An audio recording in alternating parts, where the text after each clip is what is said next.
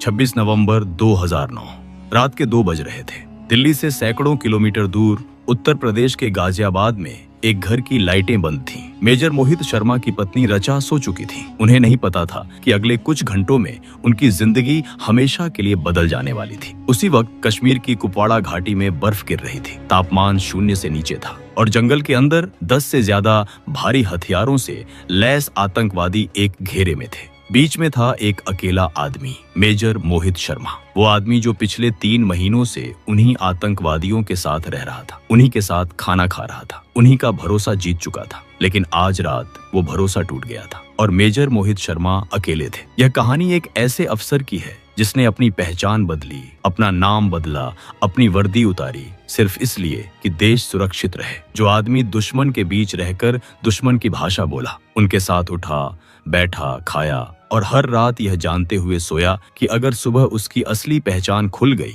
तो सुबह होगी नहीं, और जब वक्त आया तो लड़ा भी अकेले। ये कहानी सिर्फ एक मुठभेड़ की नहीं है, यह कहानी है उस इंसान की जो हर दिन अपने आप से लड़ता रहा और कभी हारा नहीं। मोहित शर्मा का जन्म 13 जनवरी 1978 को हरियाणा के रोहतक में हुआ था। मध्यम वर्गीय परिवार, पिता सरकारी नौकरी में थे, माँ घर संभालती थीं। घर में अनुशासन था पर सेना की कोई परंपरा नहीं थी, कोई फौजी पृष्ठभूमि नहीं थी। मोहित खुद अपनी राह चुनने वाले थे, पढ़ाई में तेज थे, खेलों में आगे थे। स्कूल के दिनों में उनके टीचर अक्सर कहते, यह लड़का सामान्य नौकरी के लिए नहीं बना, इसके अंदर कुछ और है। वो बात क्या थी, यह शायद मोहित को भी उस वक्त पूरी तरह समझ नहीं आती थी, लेकिन एक बेचैनी थी, कुछ बड़ा करने की, कुछ साबित करने की। रोहतक के उनके पड़ोसी आज भी याद करते हैं कि मोहित बचपन में सुबह 4 बजे उठकर दौड़ने जाते थे। किसी ने नहीं कहा था, किसी ने नहीं सिखाया था, यह उनका अपना चुनाव था। जब बाकी बच्चे सो रहे होते तब मोहित रोहतक की उन सुनसान सड़कों पर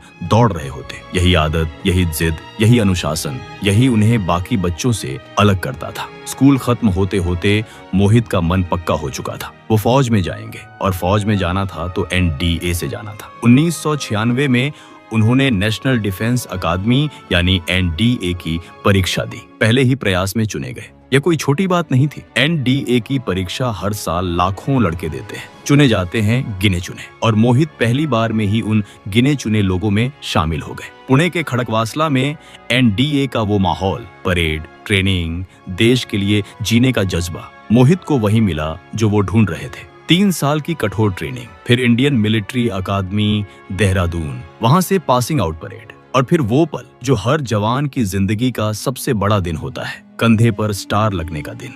2001 में उन्हें भारतीय सेना की 5 पैरा स्पेशल फोर्सेस में कमीशन मिला। ये भारत की सबसे एलीट यूनिट्स में से एक है। यहाँ हर जवान को साल भर की कठिन ट्रेनिंग से गुजरना होता है। पैरा कमांडो बनना आसान नहीं, बहुत कम लोग पूरी ट्रेनिंग पूरी कर पाते हैं। मोहित ने की। स्पेशल फोर्सेस की ट्रेनिंग इंसान को अंदर से बदल देती है, शरीर को तो तोड़ती ही है, लेकिन जो बात ज्यादा मायने रखती है वो ये है कि यह ट्रेनिंग दिमाग को भी तराशती है। दबाव में कैसे सोचें, अकेले कैसे फैसला लें, जब सब कुछ गलत हो रहा हो तब भी सही काम कैसे करें। ये सब मोहित ने उन्हीं सालों में सीखा। स्पेशल फोर्सेस में उनके साथ ट्रेनिंग करने वाले अफसर बताते हैं कि मोहित वो इंसान नहीं थे जो सबसे जोर से चिल्लाएं, वो इंसान थे जो सबसे मुश्किल वक्त में सबसे शांत रहते थे। जब बाकी लोग घबरा जाएं, जब स्थिति हाथ से निकलती लगे, तब मोहित के चेहरे पर एक अजीब सा सुकून होता था, जैसे उन्हें पता हो कि आगे क्या करना है। यही उनकी सबसे बड़ी ताकत थी।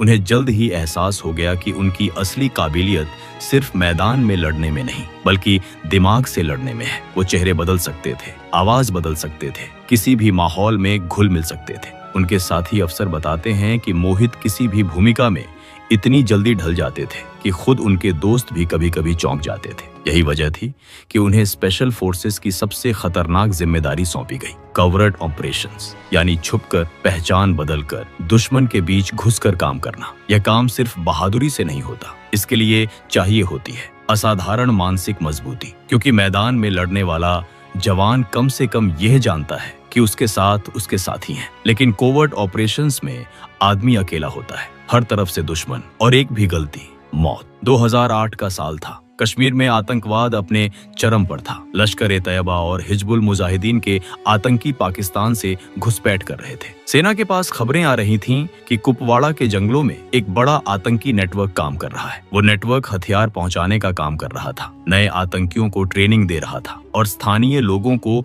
डरा धमकाकर अपने साथ जोड़ रहा था। उस नेटवर्क को अंदर से तोड़ना था। बाहर से हमला करने से काम नहीं चलता, क्योंकि जंगल घना था। आतंकी तितर बितर हो जाते, पकड़ में नहीं आते और जब तक सेना पहुंचती वो निशान भी नहीं छोड़ते। एकमात्र रास्ता था अंदर घुसना। मेजर मोहित शर्मा को चुना गया। यह फैसला आसान नहीं था। अफसरों को पता था कि वो अपने सबसे काबिल अफसरों में से एक को उस अंधेरे में भेज रहे हैं जहां से वापस आने की कोई गारंटी नहीं थी। ऑपरेशन की ब्रीफिंग हुई, जोखिम गिनाए गए और जब पूछा गया कौन जाएगा तो मोहित ने खुद हाथ उठाया था। उन्होंने अपनी वर्दी उतारी, अपना नाम बदला, एक नई पहचान बनाई, एक नया इतिहास गढ़ा जो झूठा था लेकिन इतना पक्का था कि कोई पकड़ न सके। और उस नई पहचान के साथ वो उस नेटवर्क में दाखिल हो गए। पहले कुछ हफ्ते सबसे मुश्किल थे। आतंकी किसी पर जल्दी भरोसा नहीं करते, वो परखते हैं, छोटी छोटी बातों पर नजर रखते हैं। बोलने का तरीका, खाने की आदतें, नमाज का वक्त, आंखों में क्या है, इन सब पर नजर रहती है। मोहित ने हर परीक्षा पास की। धीरे धीरे भरोसा बना। वो उनके नेटवर्क में गहरे उतरते गए। महीनों तक वो उन्हीं लोगों के साथ रहे जो भारत के दुश्मन थे। उनके साथ सोए, उनकी बातें सुनी, उनकी योजनाएं जानी, उनके ठिकाने पहचाने, उनके रास्ते नोट किए और एक एक जानकारी सेना तक पहुंचाते रहे, इतनी सावधानी से कि कोई भनक न पड़े। उन 3 महीनों में मोहित एक बार भी अपने घर नहीं गए, अपनी पत्नी से बात नहीं कर सके, अपने परिवार को नहीं बता सकते थे कि वो कहाँ है। उनके माता पिता को नहीं पता था कि उनका बेटा किस अंधेरे में है, क्योंकि एक भी गलती, एक भी लापरवाही उनकी जान ले सकती थी। यह काम इंसान की नसों को तोड़ देता है। हर पल एक डर, कहीं पहचान न खुल जाए। रात को नींद आती थी तो सपने में भी वही डर। सुबह उठते तो पहला ख्याल यही, आज कोई गलती मत करना। एक गलती, एक संदेह और सब खत्म। मोहित 3 महीने तक उस डर के साथ जीते रहे और हर बार परीक्षा में पास होते रहे। और फिर आई वो रात, 21 मार्च 2009। खुफिया जानकारी के आधार पर सेना ने ऑपरेशन शुरू किया। कुपवाड़ा के लोलाब घाटी में हाजिन इलाके के जंगलों में आतंकियों को घेरा जाना था। उस ऑपरेशन की नींव उसी जानकारी पर टिकी थी जो मोहित ने 3 महीनों में जोड़ जोड़कर इकट्ठी की थी। वो नक्शा, वो रास्ते, वो ठिकाने, सब मोहित की वजह से सेना को पता थे। मेजर मोहित शर्मा उस ऑपरेशन में सबसे आगे थे। जंगल घना था, रात अंधेरी थी, जमीन पर बर्फ थी और पैरों की आवाज दब नहीं रही थी। टीम आगे बढ़ रही थी, धीरे धीरे, सांस रोककर। हर पेड़ के पीछे खतरा हो सकता था, हर आवाज एक चेतावनी हो सकती थी और आतंकी पहले से अलर्ट थे। जैसे ही सेना ने घेरा कसा, मुठभेड़ शुरू हो गई। चारों तरफ से गोलियां चलने लगी, अंधेरे में फ्लैश चमकती, पेड़ों के पीछे से आवाजें आती। कहाँ दुश्मन है, कहाँ अपना आदमी, यह समझना मुश्किल था। गोलियां पेड़ों की छाल चीर रही थीं, जमीन पर बर्फ लाल हो रही थी। मेजर मोहित ने देखा कि उनके कुछ जवान फंस गए हैं। आतंकी भारी हथियारों से लैस थे और ऊंचाई पर थे। नीचे से ऊपर की तरफ लड़ना हमेशा मुश्किल होता है। जवान खुले में थे, अगर कोई तुरंत आगे नहीं बढ़ा तो वो मारे जाएंगे। मेजर मोहित आगे बढ़े, अकेले। कोई हुक्म नहीं था, कोई इंतजार नहीं किया, बस आगे बढ़ गए। उन्होंने 3 आतंकियों को खुद मार गिराया, अपने जवानों को घेरे से निकाला। लेकिन इसी दौरान एक आतंकी की गोली उन्हें लगी, फिर दूसरी, फिर तीसरी। मेजर मोहित शर्मा उस जंगल में गिरे, वो उठ नहीं सके। 31 साल की उम्र में मेजर मोहित शर्मा ने अपनी आखिरी सांस ली, उसी जमीन पर जिसे वो बचाने निकले थे। उनके साथ उस ऑपरेशन में 4 आतंकी मारे गए, कई पकड़े गए, नेटवर्क तोड़ा गया। वो मिशन जिसके लिए मोहित ने 3 महीने अंधेरे में बिताए, वो पूरा हुआ। लेकिन सेना ने एक अफसर खो दिया जो शायद अपनी पीढ़ी का सबसे काबिल था। जब यह खबर रोहतक पहुंची तो उनके पिता कुछ नहीं बोले, बस खिड़की के पास खड़े हो गए। देर तक बाहर देखते रहे। पड़ोसी आए, रिश्तेदार आए, घर भर गया, लेकिन वो खालीपन जो एक बाप को तब होता है जब उसका बेटा उससे पहले चला जाए, वो किसी की आवाज से नहीं भरता। जब उनका पार्थिव शरीर रोहतक पहुंचा तो पूरा शहर सड़क पर था। लोग चुप थे, आंखें भरी थीं। वो शहर जहां मोहित ने बचपन में सुबह 4 बजे दौड़ लगाई थी,